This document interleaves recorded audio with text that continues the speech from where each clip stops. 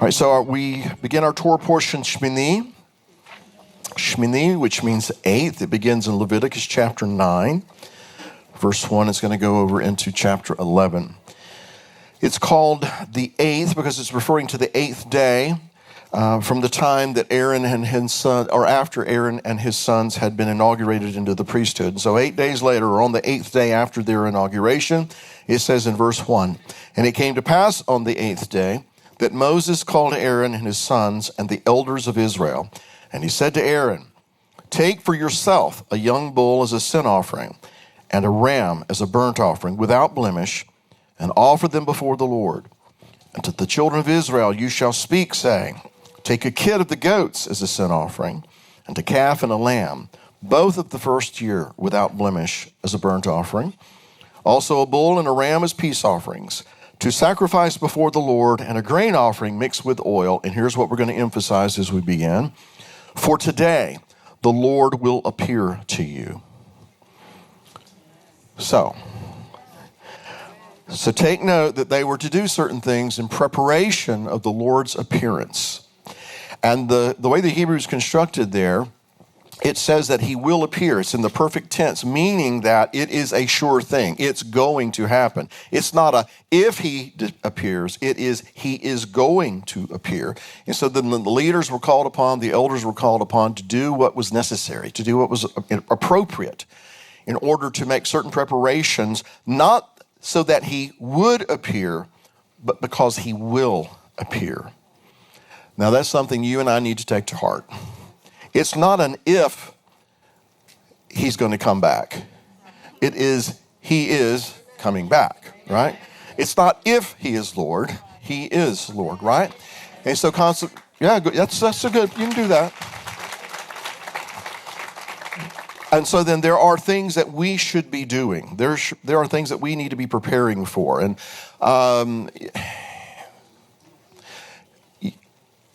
there are a lot of people that when certain things begin to happen in the world, like Monday's going to be a big day, right?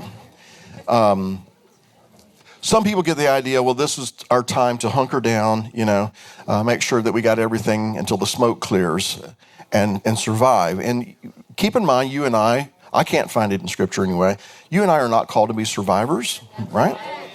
We're called to be overcomers, all right? So let's keep that in mind.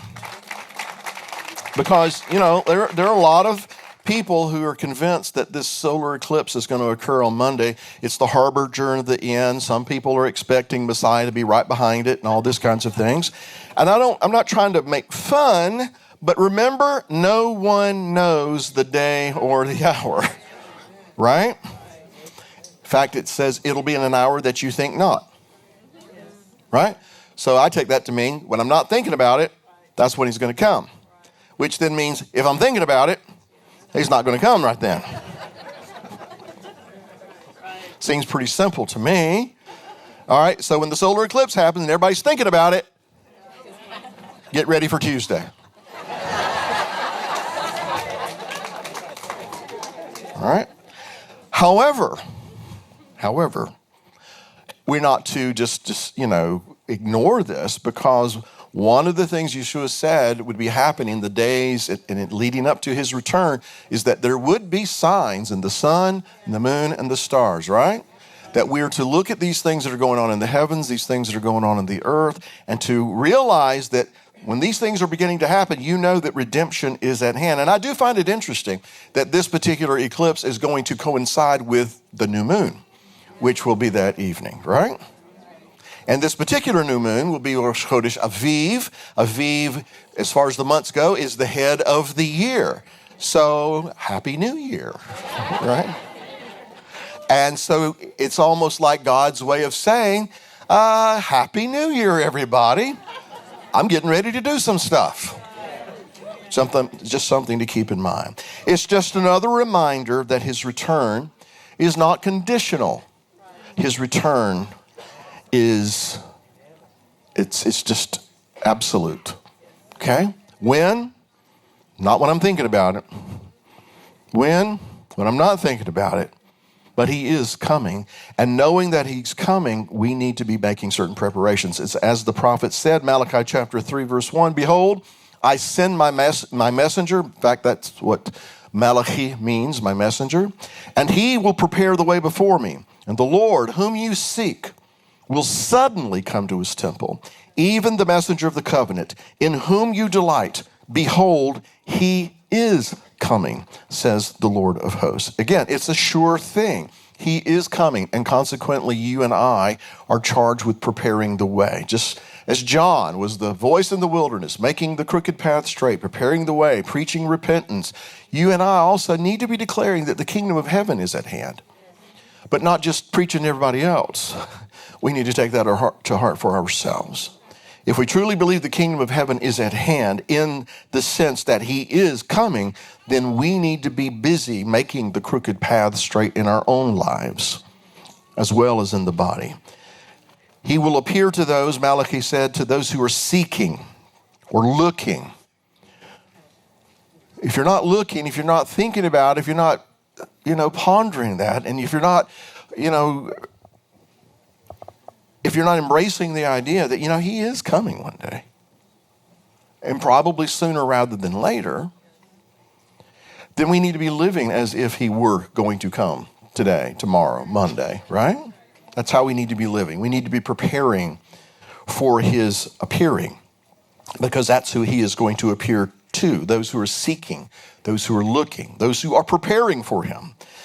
In Hebrews 9, it says that he will appear to those who eagerly wait for him, or eagerly hoping for him, might be another way to render that.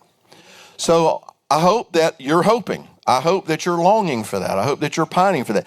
I don't like this world the way it is. All right? And so I want him to come and put it back the way it's supposed to be. Right? But in order for me to be able to enjoy that, I need to be put back the way he intended me to be, right? All right, so then, these are things you all know. In our waiting, there should not be any idleness. We're not just sitting around twiddling our thumbs, right? Or shouldn't be, because we are to occupy until he comes. And you've heard me say this many, many times. We don't occupy until we think he's going to come. We occupy until he comes. So right up until that moment, because when he comes, he will expect to find us being about his Father's business. Luke 18, verse 8, when the Son of Man comes, will he really find faith on the earth? And do you know what faith is, right? Y'all going to quote Hebrews chapter 11 to me now. But let's put it in very plain, simple, easy to understand terms. Faith is this: I heard what he said, and I'm going to do what he said. Hearing and doing, being about our Father's business.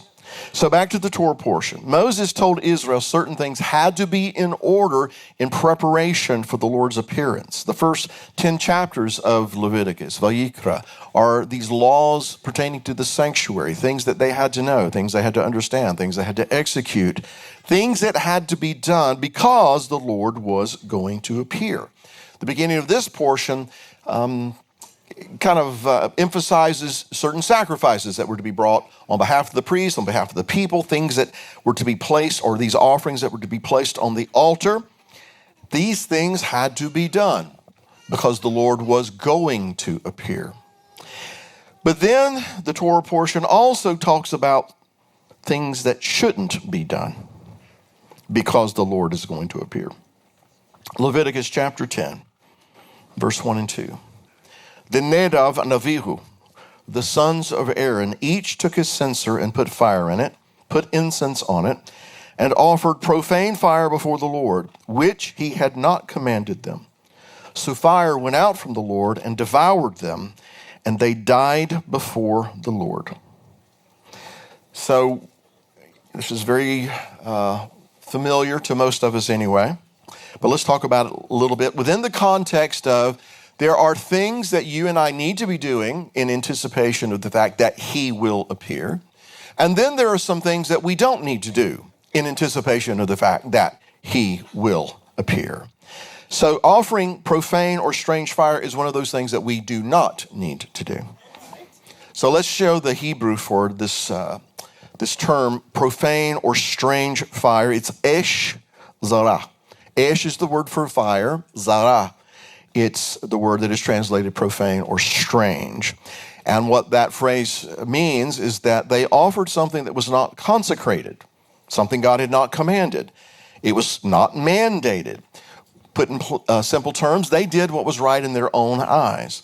And how many times do we read in Scripture when people do what is right in their own eyes, the end result is not very good. But that's what these two priests did. Now, let's go to Hebrew class for just a little bit. The etymology of the word zara, zayin resh he. The etymology of this word, or the root from which it comes, is related to turning aside.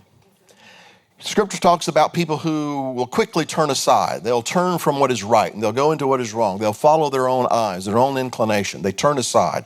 That's what the root word actually is about, turning aside from the truth. And then consequently, this same term is used to translate the idea of being scattered or being separated. What happened to Israel when they turned aside from following the God of Abraham, Isaac, and Jacob and went after other gods? They were scattered among the nations. They were separated from the land. More importantly, they were separated from God in the sense that they had broken covenant. So from that, we get the idea of foreign, strange, profane. Things that were not commanded, things that were not consecrated, things that are connected to the idea of us doing things in a way that we deem appropriate. This word is also translated as something that is to be loathed. I guess that's a fancy word for hate. Something that should be abhorred, something that should be avoided. Which then leads to this. This same word zara is also translated as prostitute. So that kind of makes it a little more real, right? What they were doing, as far as the words that are used here in the text, they were offering something that in a sense God would look upon as, you're bringing a prostitute into my house? There is this relation. They offered something that was, by God anyway, considered to be unclean. So here's a reminder for you and for me. We need to be careful about what we offer unto the Lord. According to Romans chapter 12, it is to be holy and acceptable, which means that there can be things that are, in God's eyes, unacceptable, things that he would not regard as holy. And so we need to be very careful about the offering that we're bringing to the Lord. We need to make certain that he sees it as being holy and acceptable, not how we view it. And so we need to be very careful about this, and especially if our offering appeals to our flesh.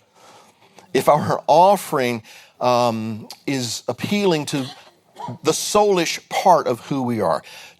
In other words, just because it sounds good, just because it looks good, just because it feels good, doesn't mean it is good.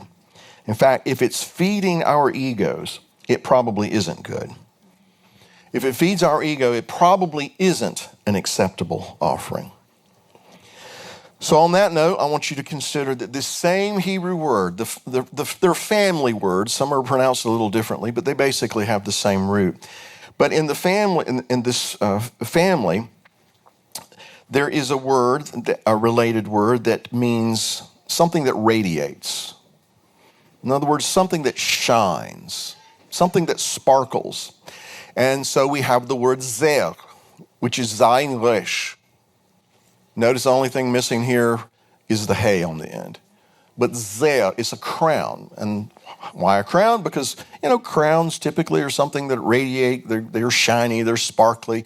And what are they supposed to say? This is someone who has authority, right? This is someone who has a particular influential position in whatever the setting may be. But something that looks good isn't always good, is it? Sometimes it can be profane. Sometimes it can be unclean. Which then, when I was putting this together this morning, reminded me of something else we've talked about from time to time, and that is the word kadosh compared to the word kadesha. Kadosh, kuf, dalet, vav, shin. Kadosh, holy, set apart. If you just put the hay on the end of that and make it the feminine form of the word kadesha, it means harlot. Because you see, a harlot is set apart for something else. And so the fact that these two words can look so similar to one another and yet mean something so different should tell us that not everything that looks good is good. Not everything that sparkles is good. Not everything that glitters is gold, right? Because this is how the adversary operates. He wants everybody to look at the good part of the tree and ignore the death that's awaiting you if you partake of that particular tree. In Revelation chapter 17, the scarlet-clothed woman, who is, compared to the sun-clothed woman. The sun-clothed woman, she's in travail. She brings forth the male child who's going to rule the nations with a rod of iron. But the scarlet-clothed woman, she's adorned with gold and precious stones and pearls and all those things that are attractive to the eye. All those things that appeal to our flesh. All those things that sparkle and shine. But she's also holding in her hand a golden cup. And that golden cup is full of abominations and the filthiness of her fornication, it says. Kadosh, Kadesha. And if you're just glancing and not really paying attention, you may not see the distinction until it's too late. So this is a lesson that goes all the way back to the beginning.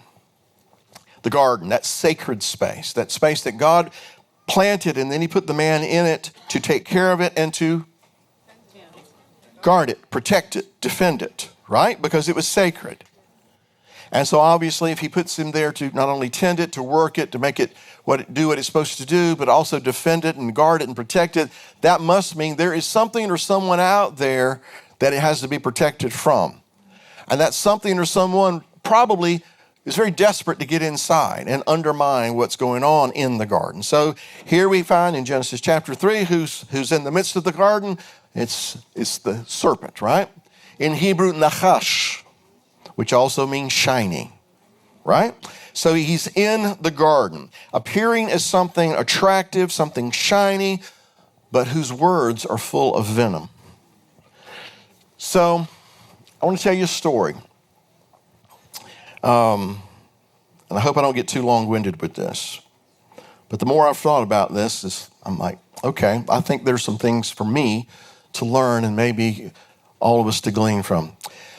Here, Beth and I are coming up on about 10 years that we lived on this property up in McMinn County. And for about 8 or 9 of those years, we've been talking about planting an orchard. In fact, we cleared off a little section of this property just for that reason. And we kept talking about it. And we talked about it some more. And then we talked about it some more. We talked about it some more. And then that little section of property has seen other things go on there, that had nothing to do with an orchard, So, I don't know. Finally, I was just overwhelmed here a couple of months ago. This is the year. We're going to do it. We're going to plant an orchard. And I went back and forth about where and all this kind of stuff. But I landed back at this particular section of the property that we had first thought would be where the orchard was. Now, you need to understand that this particular part of the property, it's not the best of ground. It's the ground can be a little hardened in some places. And there had been a bunch of trees there that, got cut down and everything. But anyway, this is where, I was going to plant the orchard. And I'd kind of just let it go. But I decided if we're going to put the orchard here, I'm going to have to reclaim that territory. See, I hadn't really been guarding it. A lot of stuff had grown up in it. Thorns and briars and thistles and weeds and all those kinds of things. The ground was hard and, it was just not what you would, that looks like a great place to put an orchard. No, actually, that looks like the last place you want to put an orchard. Right? But I thought, this is where it's going to be. And so, it's going to take a lot of work to kind of get it ready so that we can plant some trees. So yesterday, I had some help, went about getting this ready. And so some stuff had to be pushed out of the way, some stuff had to be moved out of the way. And at one point, I started working along the fence line. And along the fence line, there's everything you can imagine, stuff that just got piled up there, stacked up there, wood, sheet metal, barrels, pallets, the whole bit. So I'm down to there's some pieces of sheet metal, and briars and thorn bushes have just taken over, right? And so I'm fighting that, and it's gotten all entangled around the sheet metal. And so this one piece, I was down there and I was fighting that thing 5-10 minutes, and I have to cut this and pull that out, and I'd pull on a little more, and the thorns are cutting at me, and I'm all this kind of stuff. And so finally, I got this one piece of sheet metal, and I got it, and I pulled it out. And as soon as I pulled it out, right there was this pretty little copperhead. I would imagine he was between 2 and 3 feet long. And he was just kind of sitting there right where my hands and my feet had been all this time. And I stepped back, I'm like, okay. And the first thing that went through my mind is, I'm glad it's cold this morning, because he was moving rather slow. Now, this story might get a little long-winded, but I have a point, all right? Now, I thought it was a copperhead, but I wanted to make sure. Hold on. Because you see, I'd never seen a copperhead on our property, ever. Now, there have been several corn snakes who have met their demise when we encountered one another. Because at that time, corn snakes, I thought they looked like copperheads. And so when I would see the corn snakes, which aren't venomous, they're actually kind of good to have around. But they looked a lot like copperheads. And so my philosophy at that point in time was shoot first and ask questions later. So again, several corn snakes have met their demise when we've run into one another. So I'm thinking, well, maybe this is a corn snake. So I got Danny Baker's attention. I said, come here and look, because he's from Arkansas, So I said, come here, look at this snake. Is it a copperhead? And because his head was kind of, concealed, and Danny's looking over there, and all of a sudden that thing showed its head, and he's like, yeah, that's a copperhead. So the copperhead quickly became no head. And he was quickly dispatched to the infernal regions. So there's another piece of sheet metal down there. So now both Danny and I are on guard, right? So we lift that piece of sheet metal up and pull it out, and sure enough, there's another one. Don't know if it was mommy or daddy, but it too joined its companion. And the copperhead became headless. All right? So I got to thinking, it was a no-brainer to me. You can't stay here. And so I know that some people are like, well, aren't they God creatures too? Yeah, they are, but they were in the wrong place. When I'm going walking in the woods, I'm not looking for copperheads to mess with. Now, I'm going to watch out for them, but I'm not looking to find any. If they'll leave me alone, I'll leave them alone. You go your way, I'll go my way, just leave me alone. However, they were in my sacred space.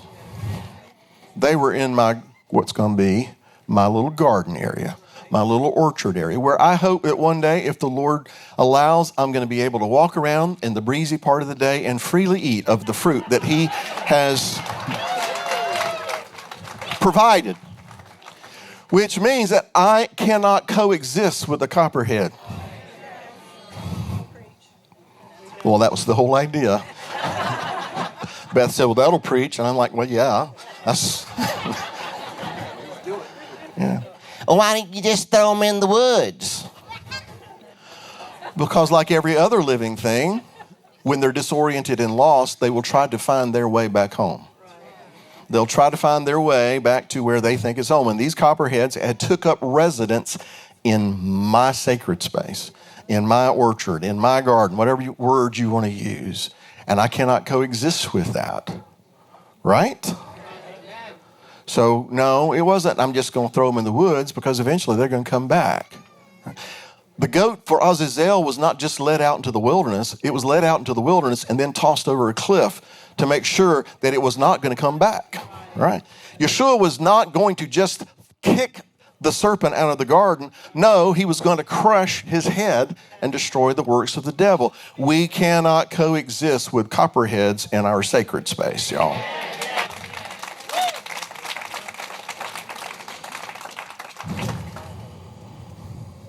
So,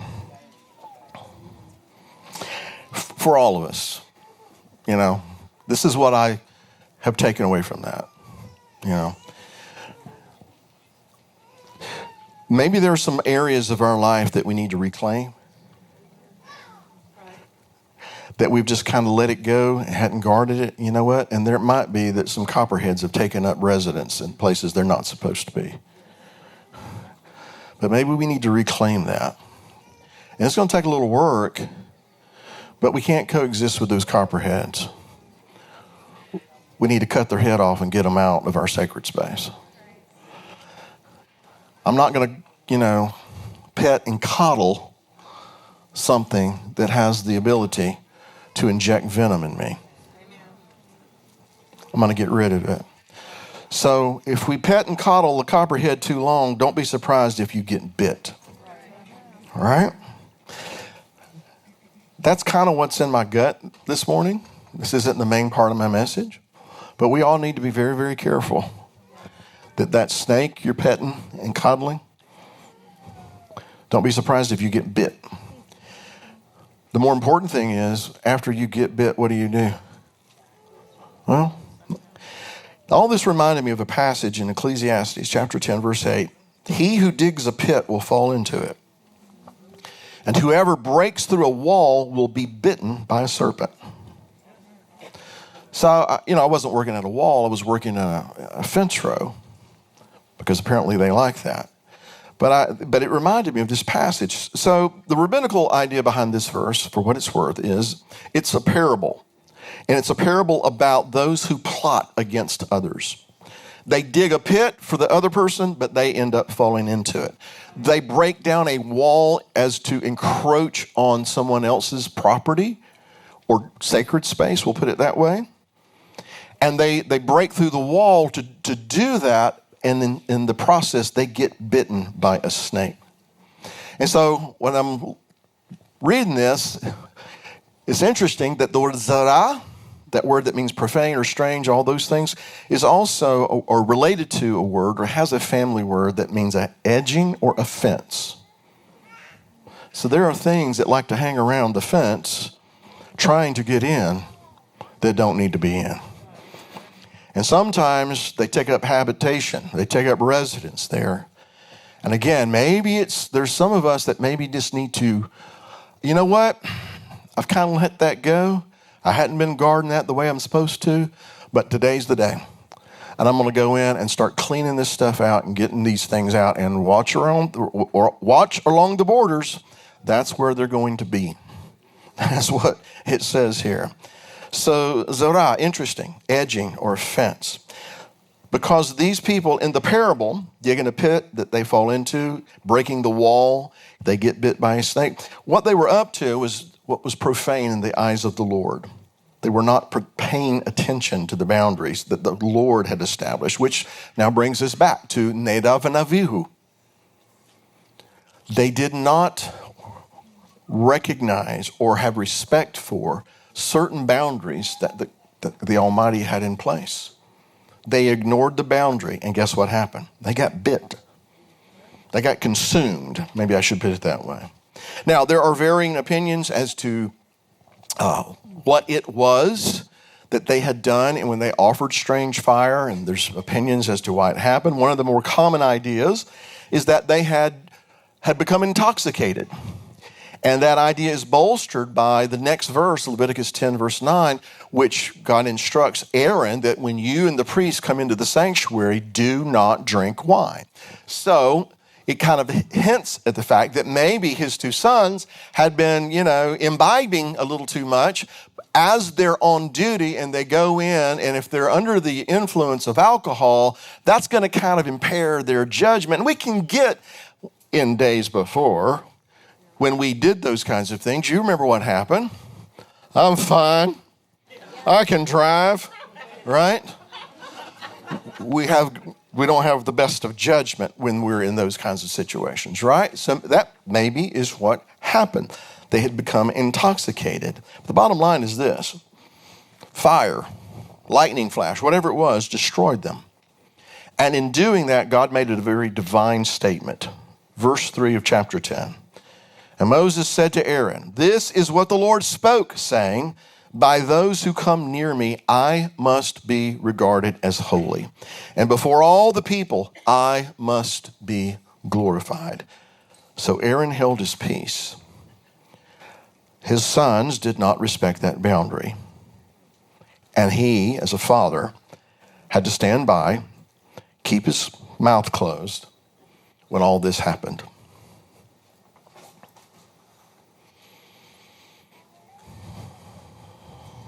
Why did God do that? I do not believe it happened because God is cruel. I don't think it happened because God is mean. It happened because God is holy. He is holy, and we must regard him as such. Our families must regard him as such.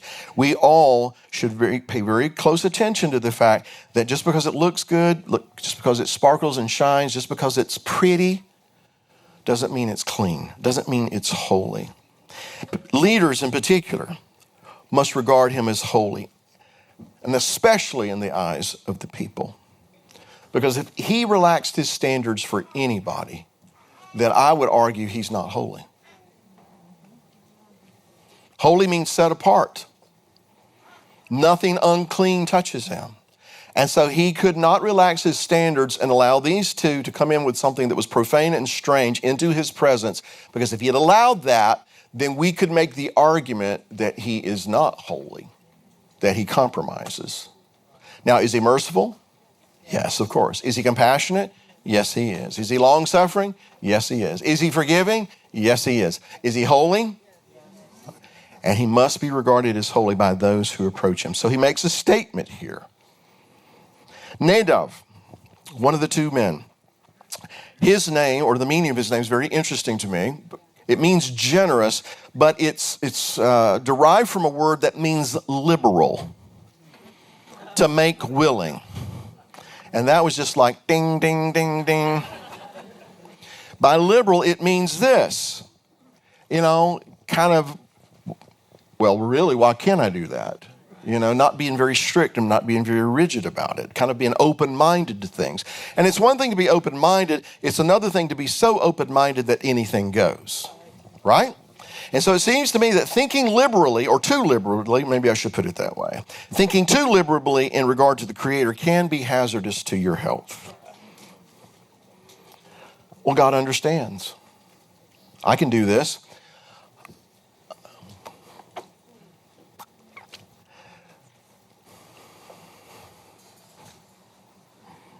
I'm thinking how I want to say this.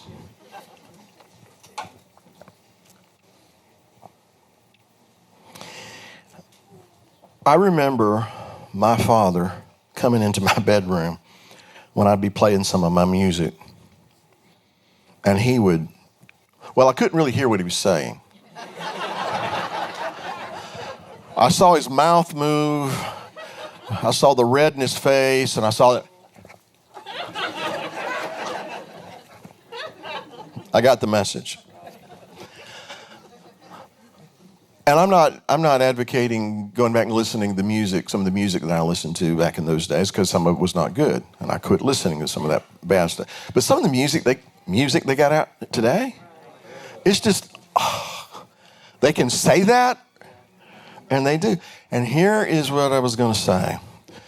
This is true for us all, but young people, if your Spotify has a praise song and right under it something from some rap gangsta, and it's got that big E next to it, I know I'm old, but I know what that E means. It means explicit lyrics where they just get filthy and vulgar. Don't tell me that you're going to lead a Bible study and when your Spotify has got a praise song right next to something that's filled with every vulgar and vile word you can think of. That, to me, encroaches on the idea of strange fire. God is holy, and he doesn't relax his standards for any of us just because it might seem right to us. God holds his people to account. He holds his people to a standard, and particularly those who are in leadership. He holds them to the strictest of standards. In fact, the greater the man is in the kingdom, the more God's going to require of him. Let me read you a passage. Luke 12, verse 47 and 8. And that servant who knew his master's will and did not prepare himself or do according to his will shall be beaten with many stripes. And there's some people around that don't believe in spankings. But he who did not know, yet committed things deserving of stripes shall be beaten with a few. So there are people who know and they don't do. Their consequences are going to be more severe than those who didn't know and still did. The people who didn't know, there's still a consequence. As Barney Fife would say, ignorance of the law is no excuse. Right? There still are going to be consequences, but there are fewer. So the point is, for everyone to whom much is given, from him much will be required. And to whom much has been committed, of him they will ask the more. God expects those who have been given a lot to do a lot. He requires certain things of those who have been appointed to a particular situation, ministry, position, what have you. Those who have been anointed to do certain things. He expects a proper response because he is either going to be sanctified in the eyes of people or he's going to be profaned in the eyes of people. It's one or the other. So then when leaders, and I say that word very, very broadly here. I'm not just talking about people who are pastors. I'm not just talking about people who are worship leaders. I'm talking about people who are, this can apply to moms and dads, and it can apply to teachers, and this whole array of different positions and functions in the body. When we give into our emotions and we are ruled by emotions and the soulish part of us, we're prone to setting a very bad example. Moses was to speak to the rock, right? But he was mad at the people, and so what did he do? He hit the rock. And because he was angry at the people, he hits the rock, and God says, you will not go into the land because you do not hallow or sanctify me in the eyes of the people. He wasn't allowed to go into Canaan because at that moment he gave into his emotions and he left a bad example before the people. But at least, he wasn't just disqualified altogether. On the other hand, you've got two guys like Hophni and Pinchas, the sons of Eli, the high priest, in the days of Samuel, who gave into their emotions as well, and their passions, and their evil inclinations so much. These are priests, mind you, that the result for them was very different, and they died. They paid for it with their lives. So the point here is that whatever we're called to, whatever gift God gives us, whatever position of influence God gives us in the kingdom, or whatever the function is, he expects us to regard him as holy, to approach him as being holy, to not do what is right in our own eyes or what is convenient for us or what is, it makes sense to me. Let's just do it this way, even though the Bible maybe says this. Well, the times have changed and things are different now. And all this nonsense, that's that little copperhead you're petting and you're deciding to coexist with it. If I did that, that'd be my little copperhead deciding to, in that sacred space, to say it's okay for us to kind of live here together. No, it's not, because one day I'm going to be out there picking apples off my tree, and I'm going to walk on that copperhead, and I'm not going to see him this time, and he's going to bite me. That can't happen. We're going to need to do everything in our power to make certain that that kind of a situation doesn't happen. But it happened in a sense. Nadab and Abihu, they offer this strange, foreign, profane fire, and God consumed them. And Aaron is having to just stand there, watch this tragedy unfold, and hold his peace. Either he had no answer, nothing to say, or he just resigned himself to it. But Moses said, don't say anything. You're wearing priestly garments. The anointing oil of the Lord is on you. You cannot, you're going to have to keep things here in order. You're a high priest. Your responsibility as high priest takes precedent right now. He's admonished not to mourn that. Moses gets other kinsmen to haul these two bodies out of the sanctuary. And I know that some people read that, it seems so rough, seems so cruel. Remember, it's not because God is cruel, it's because God is holy. And God will not be mocked. So we cannot allow our emotions to outweigh our duty to the Almighty. There's a heavy price to pay for being one of his. I mean, the salvation part of that's the free gift, right? But he also says, count the costs. If you're going to take up your cross and follow me, it's going to cost you. And what is it going to cost us? Everything, right? So there's a heavy price to pay for being one of his. It seems to me there's even a little heavier price to pay to be if you're a leader of in any capacity. And understanding that, and understanding the kind of people that God has chosen in times past, people like Moses, that's why I'm always a little cautious of people who want to be a leader. I'm a little wary of people who want to be in the limelight. I'm a little wary of people who want to be out in front of everybody. Because it just, I don't know, makes me feel icky. Because it reminds me of somebody said, I will ascend into the heavens. I will be like the Most High. All right, let's bring it back to Nadab and Abihu. Are you still with me? If they did offer strange fire because they were intoxicated and their mental clarity was compromised in some way, then we need to take note that what we ingest, what we eat, drink physically, more importantly spiritually, can have grave consequences. So back to my copperhead story. You know, there are some things that are venomous. There are some snakes that are venomous, and there are some snakes that are not venomous, right? But the point here is snakes aren't poisonous. They're venomous. See, if it bites you and you get sick, it's because they are venomous. But if you bite something else and you become sick, then you have been poisoned. Are you following me here? So the snake bites you, it's because there's venom in those fangs. But when you turn around and bite something else, especially if God said don't mess with that, and you get sick, it's because you have been poisoned. What's the difference here? What's the distinction?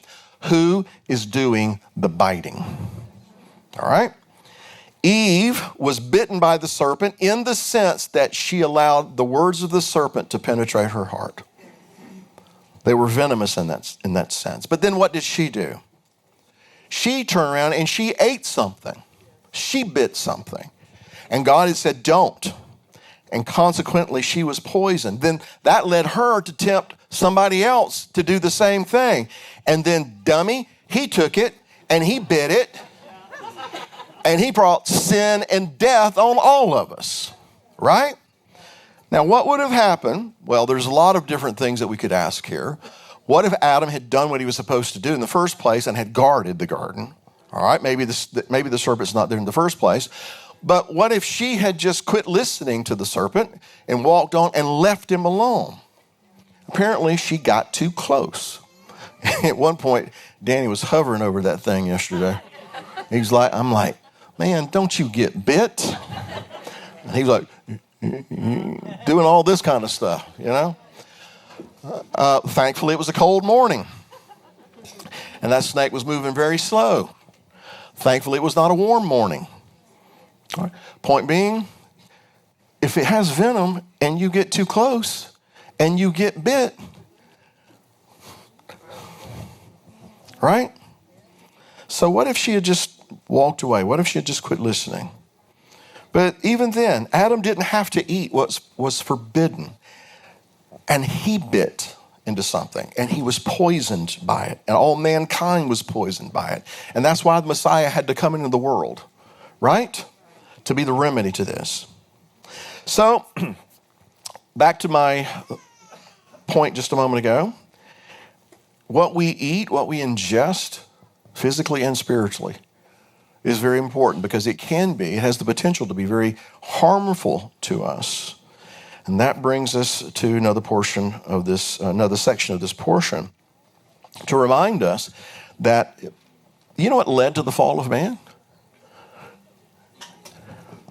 Eating something you weren't supposed to eat because you decided that it was food. Leviticus chapter 11, verse 1. Now the Lord spoke to Moses and Aaron, saying to them, speak to the children of Israel, saying, these are the animals which you may eat among all the animals that are on the earth. Among the animals, whatever divides the hoof, having cloven hooves and chewing the cud, that you may eat.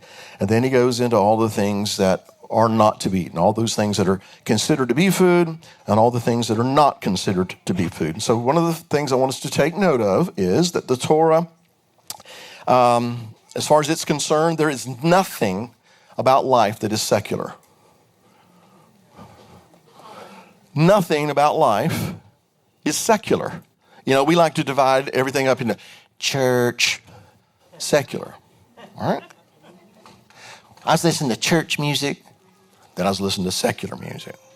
As far as God is concerned, there's nothing that touches our life that is to be considered secular. Because if he's going to deal with food, I mean, besides the relationship between a husband and wife, what is more intimate to a person than food? You think about it. When somebody starts messing with your food, I've seen it. You know, when you start talking about food and what is food and what isn't food, and you get onto the subject, what's not food, biblically speaking, it'll strike a nerve with some people. And that.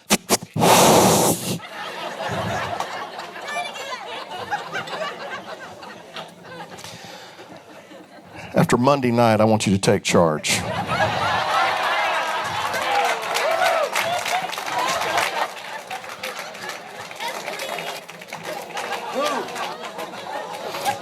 You want me to do that again?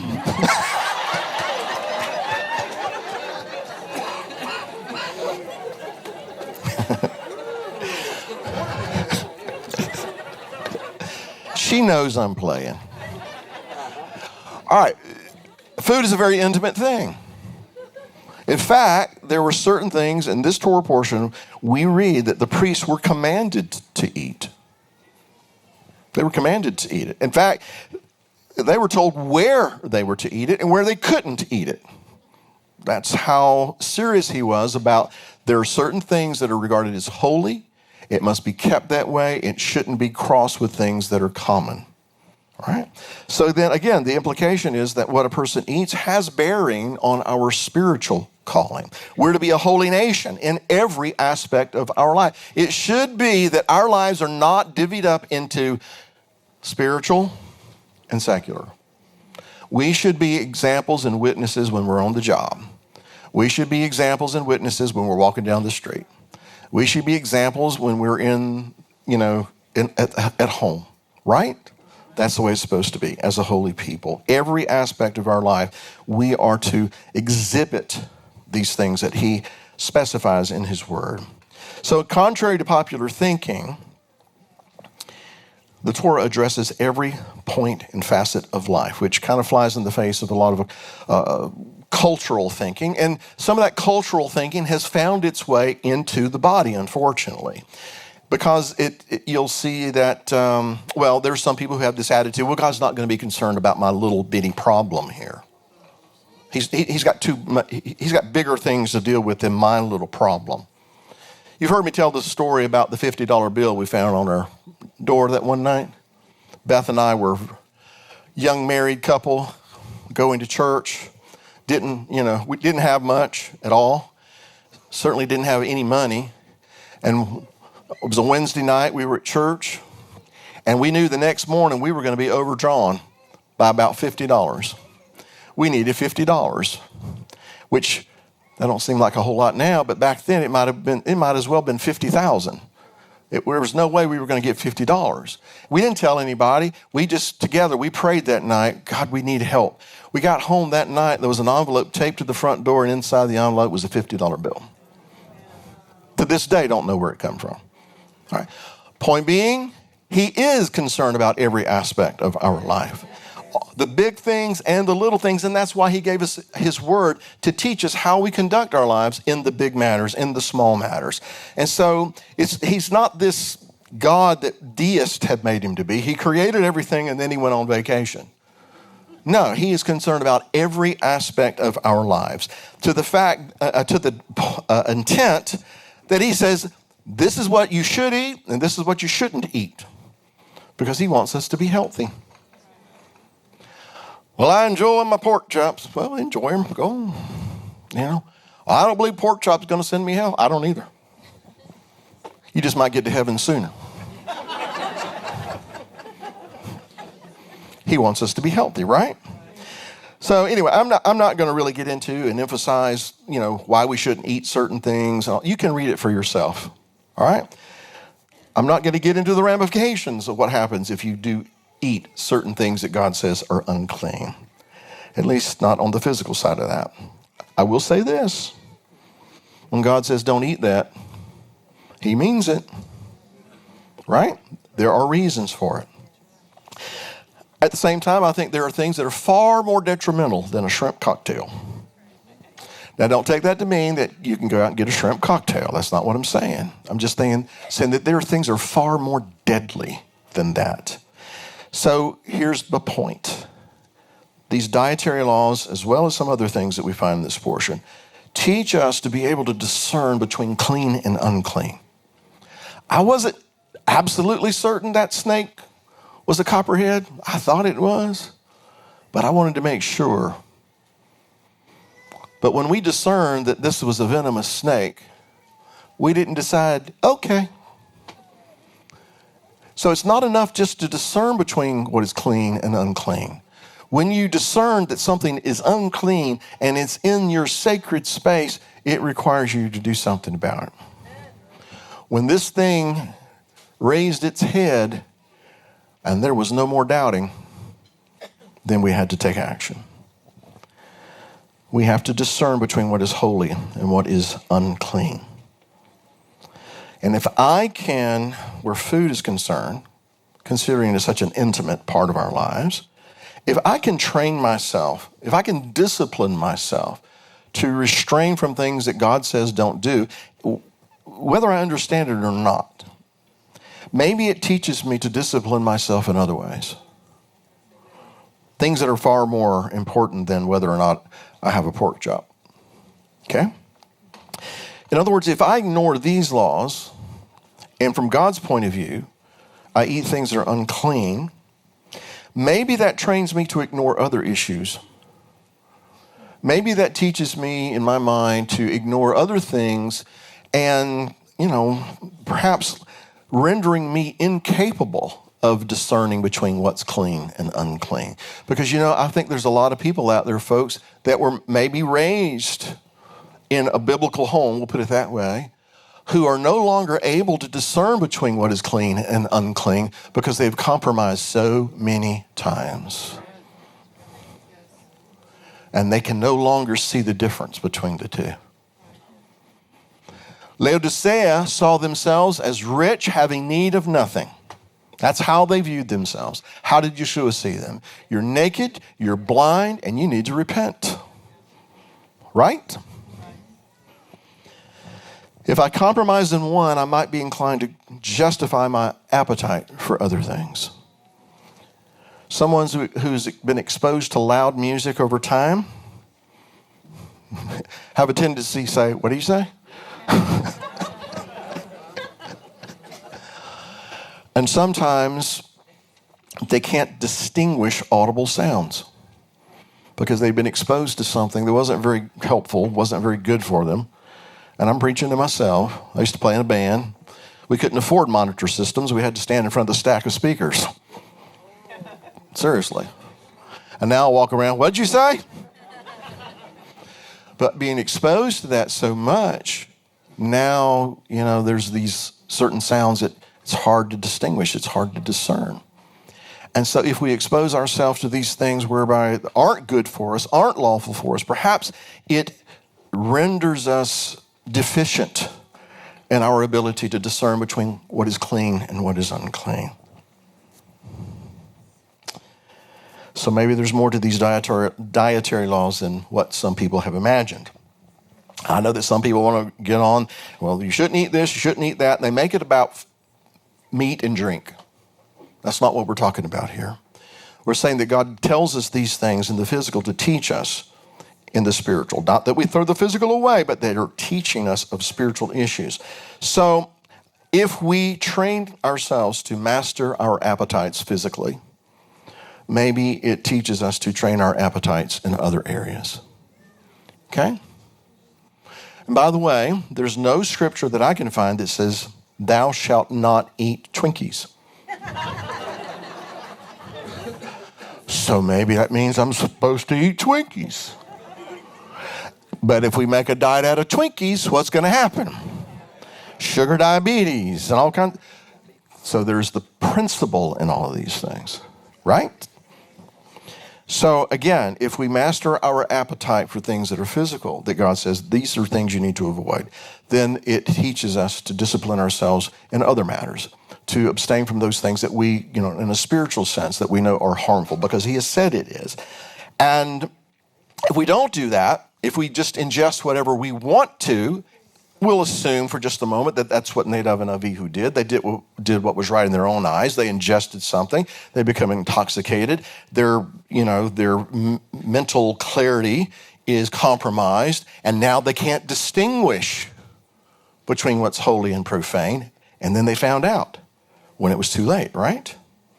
So if we allow ourselves to ingest things that are unclean physically, maybe that trains us to ingest things that are unclean spiritually, which brings us to this point and why the title of the message. In rabbinical thinking, the presence of one kosher sign is considered to be worse than if it has no signs of being clean. In other words, it would be best that the animal has no signs of being clean rather than to have one sign of being clean and not the other. Because you see, just one sign might mislead people into thinking that what is unclean is actually clean. This is to speak of those that you and I would call hypocrites. Or here's how Paul puts it, 2 Timothy 3, having a form of godliness, but denying its power. And what does he say? From such people, turn away. The Yiddish term for such a person, chazer fisel, pig's foot. That's a pig's foot. And the idea is, you see a pig laying out there in the slop, in the sty, and it's just, rolling around in there, and you will see that that pig has a cloven hoof. But what is it missing? Doesn't chew its cud, right? So it shows one sign of being clean, but that's the outward sign. The one that you can't see, the inside, that's what's missing. So outward appearances can be deceiving, can't they? All that glitters is not gold. Everything that's shiny, just because it looks good, sounds good, feels good, doesn't mean that it is good, right? Outward appearances are deceiving because they don't always reveal the heart. Revelation 3, since we were talking about Laodicea, he says, I know your works, that you are neither cold nor hot. I could wish that you were cold or hot. So then, because you are lukewarm, which is a mixture of the two, you're neither cold nor hot, I will vomit you out of my mouth. So what is this to teach us in light of what we're studying this week in the Torah portion, we need to exhibit all the signs that we are his people. We don't need to do one and then to leave the other undone.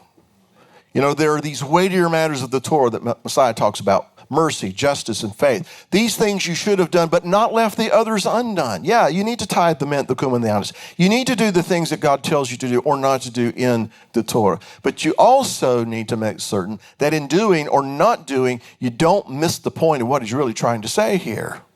And you and I need to be able to discern between clean and unclean. We need to exhibit all the signs of being a holy people. Because to be mixed with the unclean deceives ourselves and it deceives others. I believe that there are a lot of people who really believe that God is endorsing how they're living because they're deceived. They're deceived.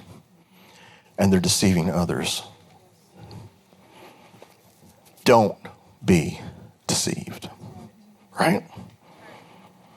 So don't just produce those outward signs. Matthew 23, verses 25 and 6. Woe to you, scribes and Pharisees, hypocrites, pig's feet! You cleanse the outside of the cup and dish, but inside they are full of extortion and self-indulgence. Blind Pharisee, first clean the inside of the cup and dish, that the outside of them may be clean also. Here's a very important point. Culture is not dependable when it comes to pronouncing what is clean and unclean. If you get your spiritual, grounding from Instagram, you're in trouble. If what others are putting on, well, it's not Twitter anymore, it's X, right? Or what they're putting on, was it TikTok? Something like that, TikTok, whatever it is. If that's where you get your understanding of how things should be, you're in trouble. All right? Same can be said for NBC, whatever it is, MSNBC, all right? Fox. If that's where we get our understanding of what's right and wrong, clean and unclean, we're in trouble. All right? Culture cannot be depended to determine what is clean and unclean. So just because culture considers something to be lawful doesn't mean that it is lawful. In fact, there are some things that this culture calls lawful that the Bible calls lawless. Right? Yeah. That's something, by the way, that more than the sun, moon, and stars and things like that we need. Those are signs, but the things that we need to be really aware of, one of them, if you read Matthew 24, in fact, the first thing Messiah says that we need to be on alert about is deception and the lawlessness that comes with it, right? So then, we know he's coming.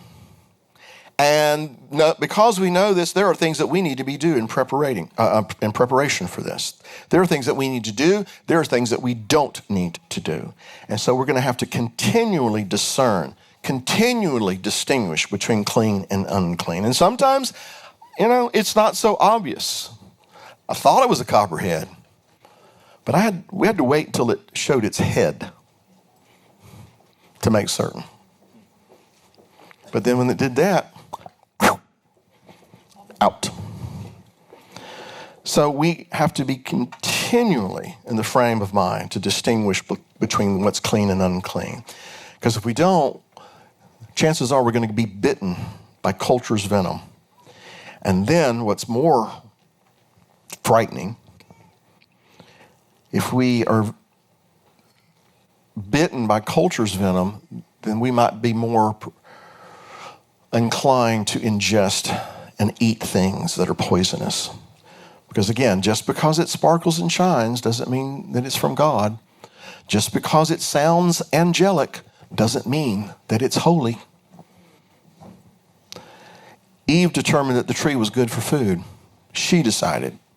She decided it was good for food. She decided that it was pleasant to look at. She decided that it was desirable to make them wise. But what she overlooked is that it rendered death. So I'm going to close with something that's kind of a personal experience, but I'm going to read this passage first in Leviticus 11, verse 29.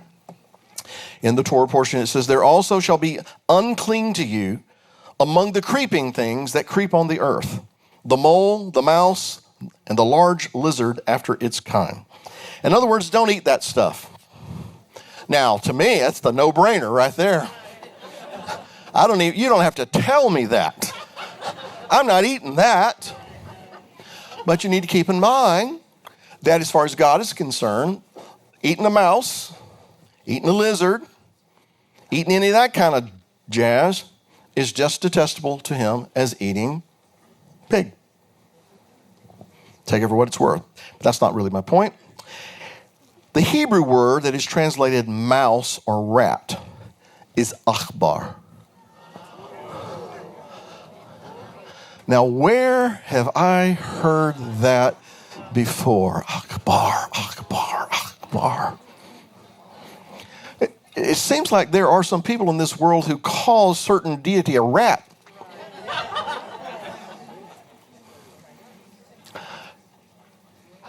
First time I saw that, I'm like, oh my word. God really does have a sense of humor.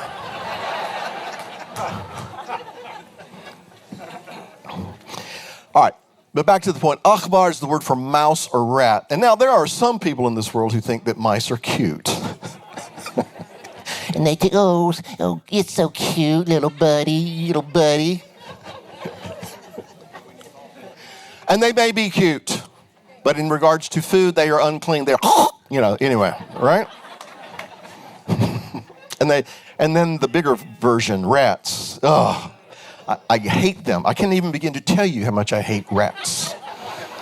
If a rat ran here in this room, I would jump on a table and scream like a little girl. I have done that before. And I was telling my wife, kill it, kill it, kill it. Not a mouse, a rat. They're the most vile, disgusting creatures on the face of the earth. Why, oh Lord, did you make rats? But I have reason for telling you this, okay? The Hebrew word akhbar comes from the idea of nibbling. Nibbling. But it's also a word that means troubling, something that renders destruction. Things that nibble at first bring destruction. If you've ever had a mouse in your house, you know exactly what I'm talking about. Nibbling just a little bit at the time until it develops into a major problem. All right, so that's the little mouse, but then there are larger, more disgusting cousins, the rats. Oh. I had a dream many years ago, and I think I've shared this with you before, but I had a dream, it's been several years ago, and it was at a point in our lives where there were certain opportunities that were being given to me to go into certain places and teach and speak and this, that, and the other, and, I don't know, be associated with people that if I called your name, you'd all recognize them, this kind of a thing. One night, I had a dream, and I was sitting in our living room at the coffee table. Knock comes on the door, and this group of men comes into the house, and a couple of them, I know who they were. If I called their name, you'd know who they were. And they came, and they had this big silver tray with the cupboard, the whole fancy thing. And this one man in particular, he brought this big silver tray, and he set it in front of me. And he said, if you'll eat that, then this is what we'll do for you. And I took the cover. It was a big rat. And my reaction was, I can't eat that. That's disgusting. That's unclean. I can't eat that. If you don't eat that, then you'll never be able to do this. I said, I can't eat that. So I took that and I went out in the back and I threw it over a fence and I got rid of it. They left. And things changed for me and for us in a way that certain things that never happened. And I don't regret that. It's just what I'm saying is that we need to be careful of what we allow to enter in to our being. We need to be careful about what we ingest. If we ingest what is unclean and what is deadly, not only is it going to harm us, but it has the potential to affect others. Because let's just say I ate the rat and did what people wanted me to do. Chances are we wouldn't be here right now. At least Beth and I wouldn't be here right now, right? So it has the potential to impact others in a negative way. Because when people are deceived, they deceive others, right? Okay? So being intoxicated, like Nadab and Abihu, if we assume that's what happened, and we do things that satisfy the flesh, it has the potential anyway to prevent us from functioning in our purpose, to derail God's purpose for us and maybe for others. So what we consume is what we're going to pass. Hate to put it that way, but that's just the way it is, right? What you consume is what's going to go out of you. If you're on a heavy diet of CNN and Fox and, or some of this vile music and stuff like that, if that's what's going in, that's what's going to come out and it's going to get passed on to others. If you're consuming an abundance of despair and conspiracy theories and all that kind of stuff, guess what? That's what you're going to pass on to others. If you're consuming what only has the appearance of godliness but denies the power thereof, that's what you're going to mimic and pass on to others. So let us not be slaves to things that are unclean. Let's not be slaves to things that are to satisfy our own lusts, our own desires. He is coming. It's a done deal. We don't know when, we don't know the hour, but we know that he's coming. And when we're seeing things going on, like what's going to happen on Monday, what does he say? You should know that the time of your redemption is at hand. You should know that these things are at the door. And if we know that, there are things that we need to be doing. There are things that we don't need to be doing. There are things that we need to wake up and, rouse ourselves and become sober because he is coming. We want to be ready when he comes, right? We don't want to be beating one another up and all those things. We want to be attentive. We want to be alert. We want to be sober. We want to be on watch, doing our Father's business when he appears. And so then if we're going to be able to do that, we have to abstain from the deeds, the words, the attitudes that poison us. We need to be careful about those venomous snakes. Don't coexist with them. Don't pet them. Don't think you can tame them. Don't think that I can save them.